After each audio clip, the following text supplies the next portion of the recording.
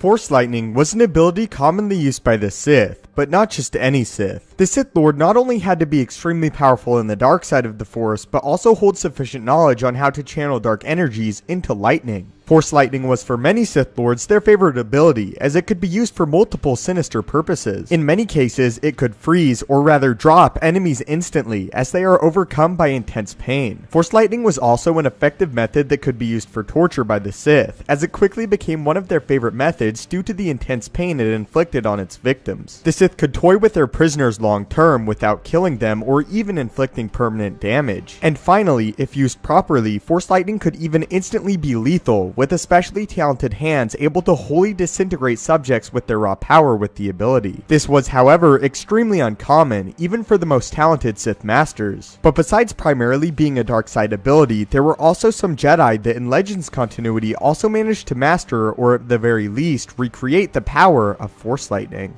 According to Darth Plagueis, the Jedi could never fully unlock its true potential, but create something similar to it, with this being the direct quote. A Jedi sufficiently strong in the Force can be trained to produce a facsimile, but not true Sith lightning. But out of all the Knights of the Jedi Order, which Jedi actually managed to do this? The Jedi Master and Council member Plo Koon, during a particularly challenging mission, experienced something similar to Force lightning he had not heard or seen of prior. What occurred is a thug Koon was hunting took a small girl hostage after murdering her entire family. When finally cornering and confronting the criminal, Plo shot yellow electrical discharges from his hands towards the thug's head. Plo then used the ability again, this time successfully knocking the thug unconscious. After the successful rescue of the girl, Plo felt unsure and conflicted about the incident, and ended up reporting it to the other members of the Jedi Council. Although several members of the Council warned Plo and even feared that he had tapped into the dark side of the Force, he explained he had not used any dark side emotions when conjuring the ability, although it had come on very suddenly. Still, the rest of the council warned that the first steps down the dark path were often easy ones to take, and advised Plo not use the ability again, as they believed it to be potentially dangerous, and could get out of control very easily. However, the council also advised that Plo experiment with the ability after he personally dictated whether or not he had used the dark side of the Force to use the electric torrents. The council left it up to Plo to decide whether the ability was used by the dark side of the Force or by the light. Following hours of intense meditation on Koon's part, he returned to the council with confirmation that he did not use the dark side to use the ability. Koon then began truly experimenting with the power, believing it irresponsible not to explore this new aspect of the Force when he has been given access to it. Koon believed it was his mission to document everything he could about the ability, as it had never even been seen before. After mastering the ability, Koon now called it Electric Judgment, and was given access to the Great Holocron, where he also recorded his findings and uses with the ability. Later in the timeline, far after Plo Koon's death, Luke Skywalker would also learn to use Electric Judgment, as well as True Force Lightning, symbolizing that both Koon and himself had a talent for the darker and rarer aspects of the Force, but still utilized them for the light. So what is your opinion on Electric Judgment, and the fact that Plo Koon claimed he was not under the influence of the dark side when he used the ability, and considered it safe for use by other Jedi Masters? Do you believe that Plo Koon was actually misguided and simply tapped into a lesser variant of Force Lightning, or was he truly tapping into a new ability?